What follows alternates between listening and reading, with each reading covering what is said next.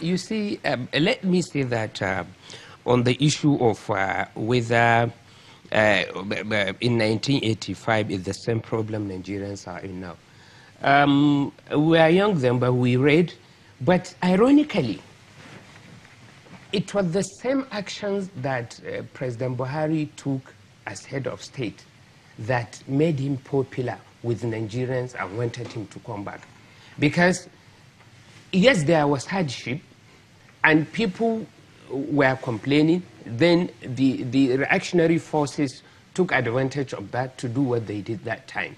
But later, people realized that, this man was trying to lay a foundation for a better Nigeria where there wouldn't be any hardship as we were experiencing that time. And that hardship was inevitable because of the misgovernance of the past.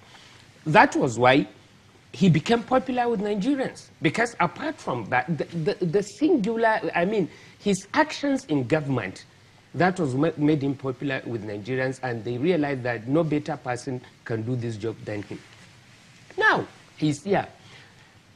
Like you said, it is ironic for a PDP member to come here and start blaming 1985 government or blaming President Buhari for saying that he's the cause of the problem of this country. For 16 years, we gave PDP our mandate. We never had better time in this country than those 16 years in terms of income. What have they done? Squandermania. Creating unnecessary agencies, which made us to have over-bloated bureaucracy, duplicating government agencies, employing more people, which is now difficult for a government to do away with, because there is a hardship in the country. And as a compassionate president, he cannot just come and say, okay, I want to streamline the civil service, do away with all this. But what of the social consequences? Now, had the PDP done what is right, could we be where we are today? No. Let's remember, in 2015, when this administration came into power, because of the misgovernance of the PDP, it was difficult for even government to pay salaries. That was the position we were in. And people are saying we should stop the blame game. No, by the grace of God, I'm a lawyer today. But I will continue to say I'm a product of Bayero University, Kano, and I'm alumni of Nigerian Law School, because that is where I got the qualification to become a lawyer. I'm sure you know, Mr. Musa, there's a lot of frustration, a lot of anxiety, a lot of stress in the land today. And I know I've heard a lot of Nigerians complain that, look, we want to hear our administration deal with the issues that we're facing today and then tell us about their plans for tomorrow. And I want to bring in the barrister on that point, because you've heard what he has said. In view of the declaration, if President Muhammadu Buhari is to be re-elected, what would your expectations be for a second term if it happened? Thank you. As a member of the voting public, that analogy you are giving, I don't think is real. It's a daydreamer, because the Nigerian public are suffering now, and they are complaining bitterly against this government. Remember that party declaration is different from the popular vote. The public determines who wins, and who wins is dependent on the performance index of the current government. The first question you ask yourself is the performance of APC is in tandem with the people's opinion? No. Everybody is crying. The economy is so bad. Insecurity. Please, what Nigerians are saying should guide your own opinion. Ambition is not a crime. But remember, you cannot impose yourself on Nigerians, because vote counts. My brother was talking to the other. He said he has made his declaration and they will do things at all cost. It's no longer at all cost. If Nigeria wants you, they will vote for you. No, in fairness to the president's position, he has never in any way indicated. He said it here. I understand. I had him on good authority. I understand. Excuse me. President will take responsibility for whatever a member of the party is saying, because it's the alter ego of the party. That is the way we practice politics in Nigeria. We don't challenge our leaders, even when they are wrong. But what I'm saying, in fact, is that the voting public will determine who wins the election. Yes. And what is on ground now, For an average Nigerian, they know they are under poverty. What happened in 19... If I was young, I was not young in 1985 as a graduate. I was not young. And I actually participated in trying against military regime there. When he came to government, the same scenario is playing off now. He was not in control. He was shackled by some people. And those are the people who are the policymaker and executioner. They turn it to a parochial leaders. Malam is a good man. But what we are saying is not, he was in control. Those who are in control mismanaged and misrolled. Nigerians suffered. They changed currency. Then they say you have to go and line up and kill to change your money. A lot of people die in the process.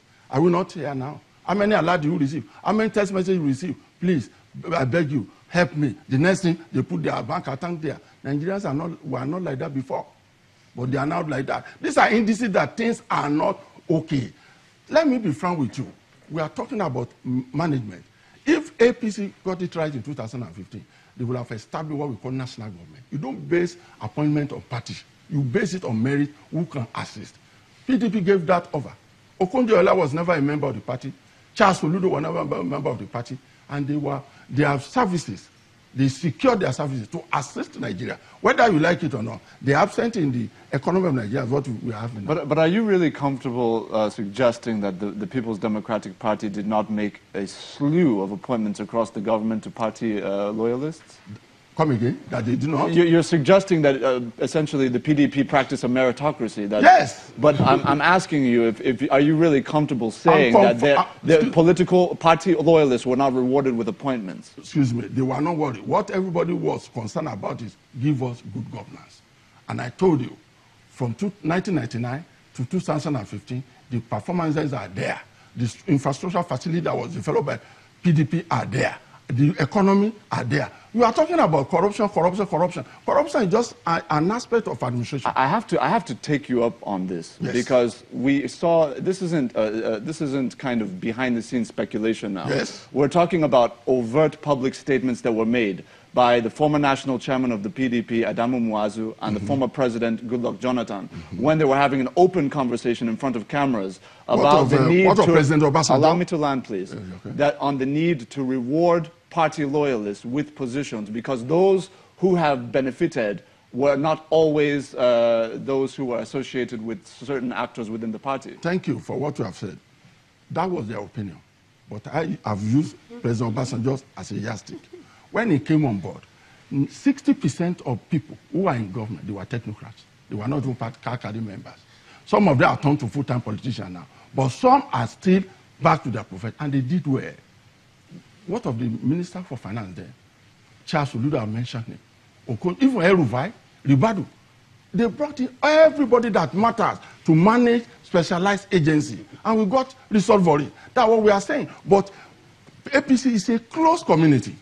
Even within the party, it's a faction. And you can't get the best. Nigerians are better in other areas. If you allow, what I'm saying, once there's an election and a president is elected, you look for Nigerians who can man the post. Not on party considerations will not be the overriding force. In your view, is the People's Democratic Party the only alternative to the APC, or is there room for a third force? Thank you. The People's Democratic Party, that's the best alternative for, because you learn by experience. We have confidence, they have confidence in APC, they are always does. Somebody said, don't take their apology, but we do accept their failure. That is what before Nigerians. Two issues. Take the apology or accept their failure, or take their failure, refuse the apology. That is the index. And that will determine what happens. And two, what we are saying, anybody that intends to govern Nigeria, first, you must be able to suffer the economic structure. If you don't have knowledge about it, or you are not competent about it, and you can manage what you have knowledge about. If you are not surrounded with experts who knows what it takes to manage the affairs of the nation, that is the result we are having now. It's not a matter of party affair. It's a matter that you are being charged responsible to create an enabling environment for good living, not to suffer.